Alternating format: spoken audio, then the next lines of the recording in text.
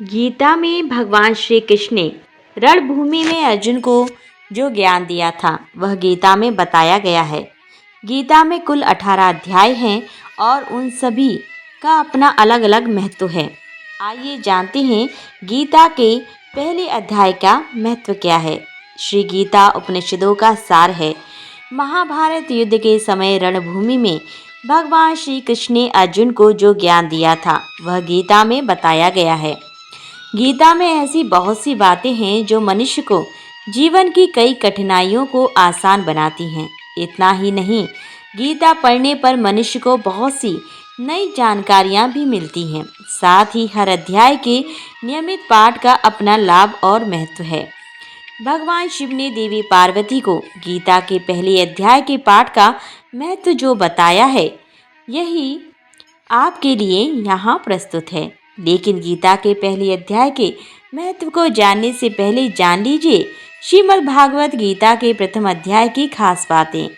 गीता के पहले अध्याय का नाम अर्जुन विषाद योग है।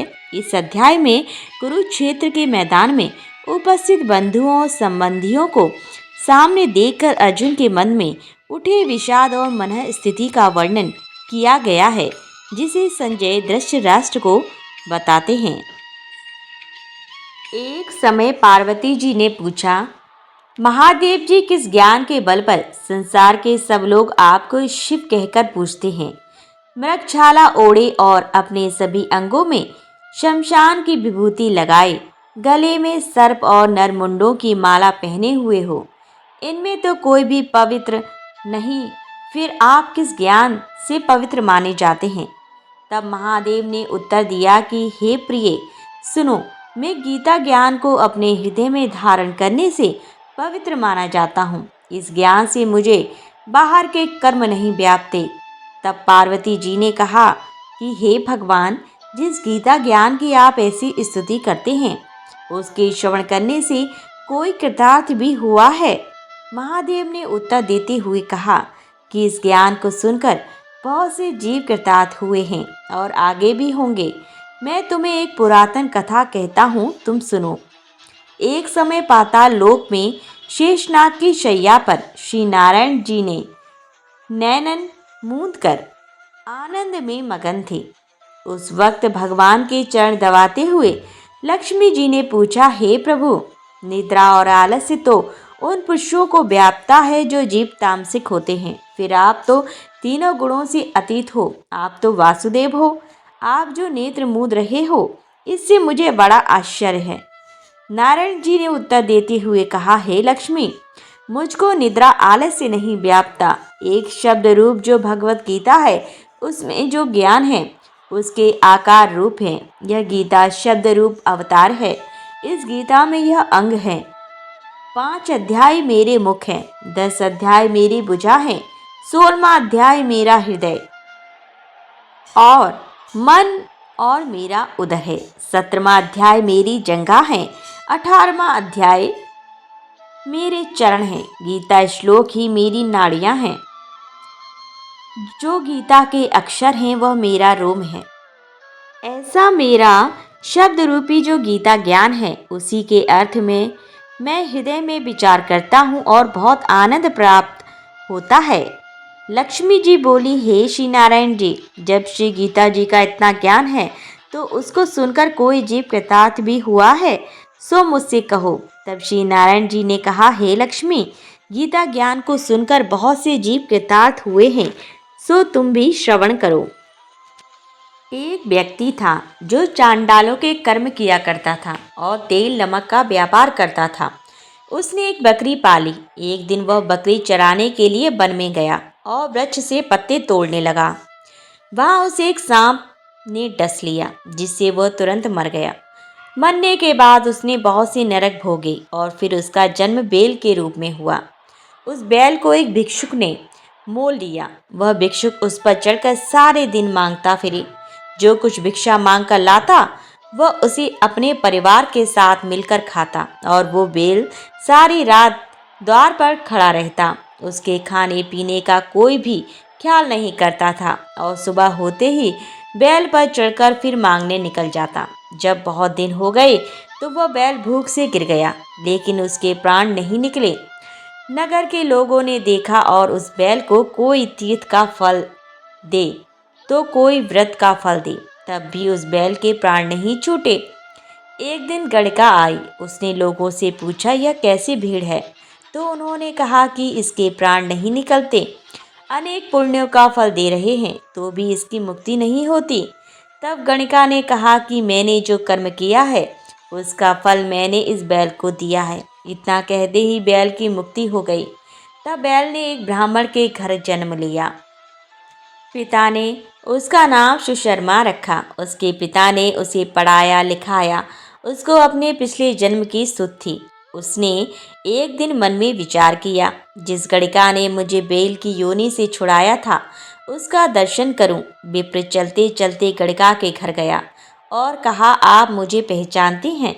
गणिका ने कहा, मैं नहीं जानती, तुम कौन हो?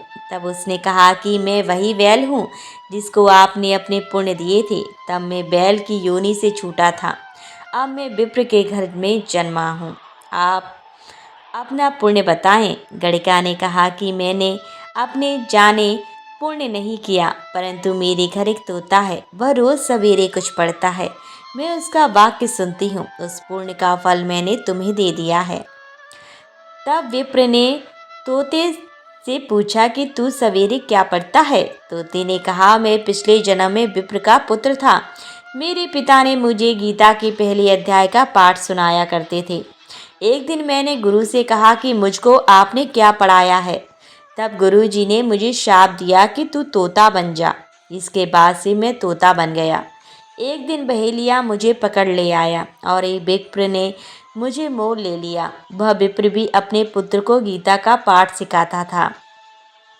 तब मैंने भी यह पाठ सीख लिया। उसी दिन विप्र के घर में चोर घुस गए। उन्हें धन तो प्राप्त नहीं हुआ, लेकिन वह मेरा पिंजरा उठा ले आया। उनकी एक गणिका मित्र थी, वह मुझे उसके पास ले आए। सो मैं नित्य प्रातः गीता जी के पहले अध्याय का पाठ करता हूँ, जिसे यह गणिका सुनती है, पर इसका गणिका को समझ में नहीं आती। जो मैं पढ़ता हूँ वह इस गणिका ने तेरे निमित्त दिया था। वह श्री गीता जी के पहले अध्याय का फल था। तब विप्र ने कहा कि हे तोते, तू भी विप्र है, मेरे आशीर्वाद से तेरा कल्याण हो। सो हे लक्ष्मी। विप्र के इतना कहते ही वह तोता भी मुक्ति को प्राप्त हो गया। तब गणिका ने बुरे कर्म छोड़ भले कर्म ग्रहण किए तथा नित्य स्नान करके श्री गीता जी के प्रथम अध्याय का पाठ करना शुरू कर दिया, जिससे उसकी मुक्ति भी हो गई। ऐसा है गीता के प्रथम अध्याय के पाठ का महत्व। गीता जी का पाठ आरंभ करने से पूर्व निम्न श्लोक को भाव अर्थ सहित पढ़कर श्री हरि विष्णु का ध्यान करें। शांताकारं भुजगशयनं पद्मनाभं सुरेशं विश्वधारं गगनसदृशं मेघवर्णं शुभांकरं लक्ष्मीकान्तं कमलनयनं योगी विद्यानगम्यं वन्दे विष्णु भवभयहरं सर्वलोके कनाथम।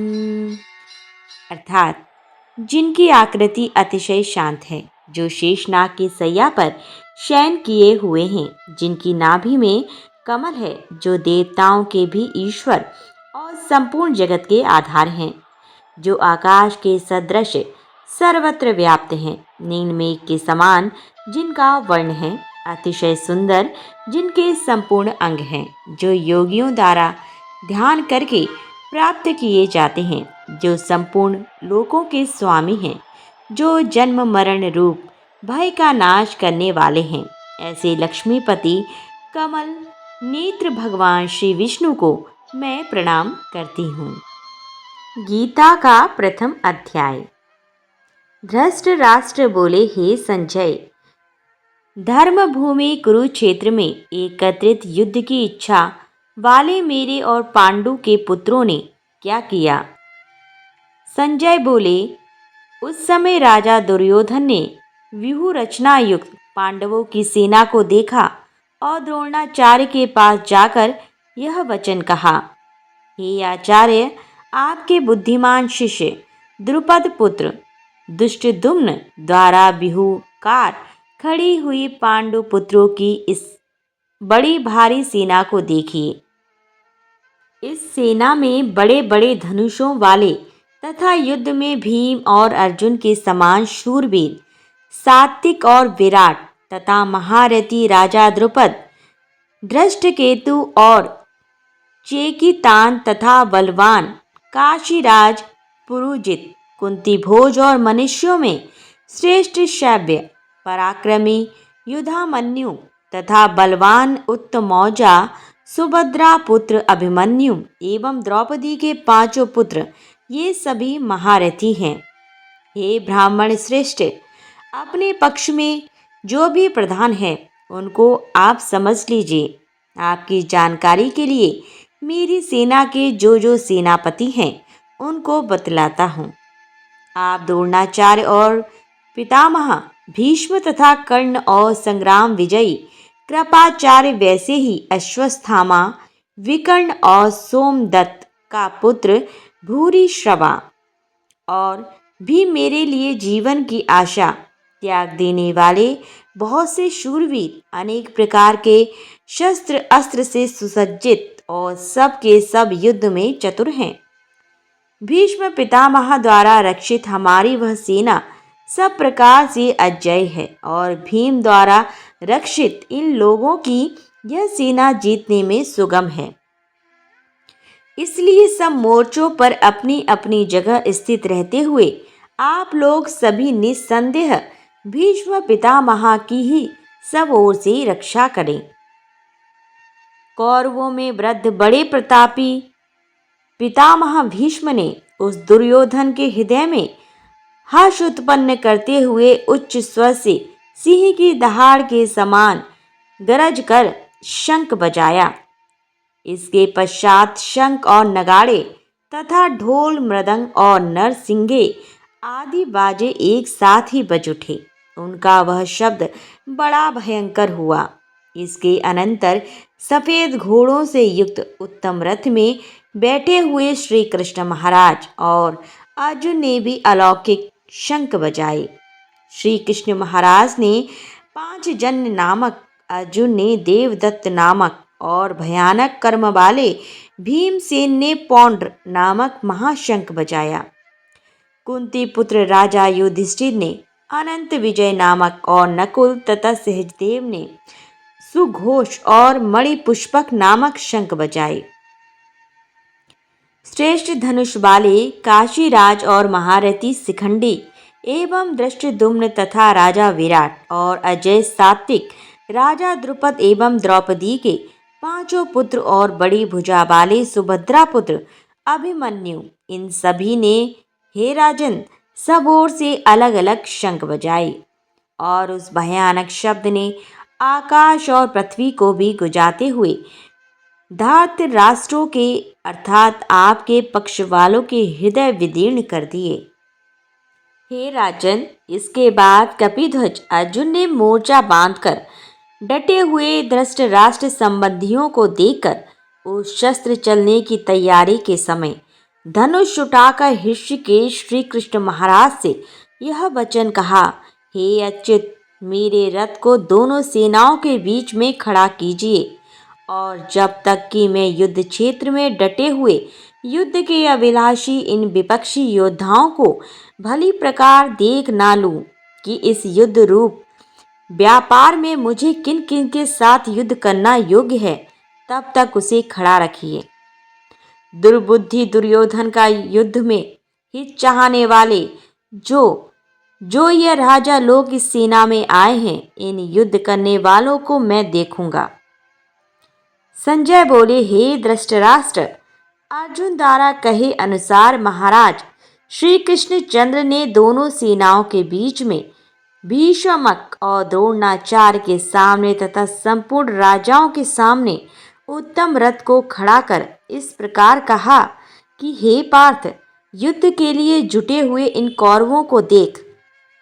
इसके बाद प्रथापुत्र अर्जुन ने उन दोनों ही सेनाओं में स्थित ताऊ चाचों को दादों परदादों को, गुरुओं को, मामाओं को, भाइयों को, पुत्रों को, पौत्रों को तथा मित्रों को, ससुरों को और सुहृदों को भी देखा।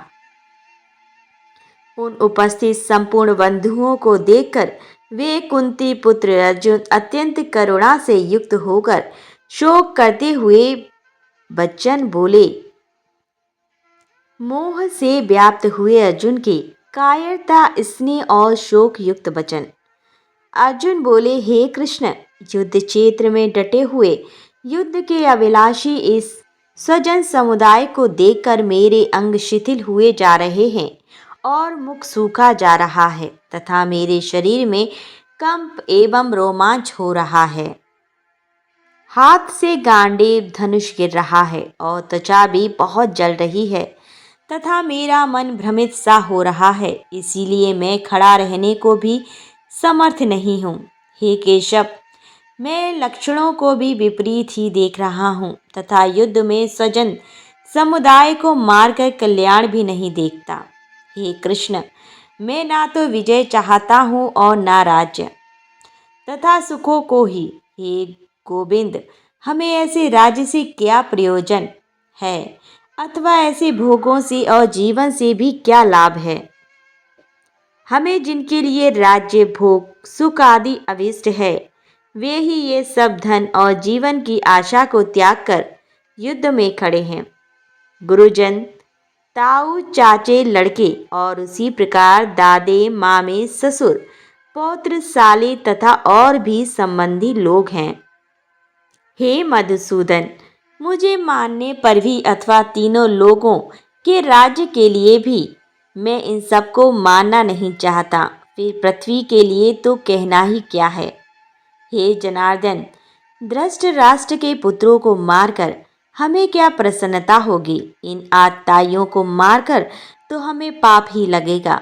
अतएव हे माधव, अपने ही बांधव धृतराष्ट्र के पुत्रों को मानने के लिए हम योग्य नहीं हैं, क्योंकि अपने ही कुटुंब को मारकर हम कैसे सुखी होंगे।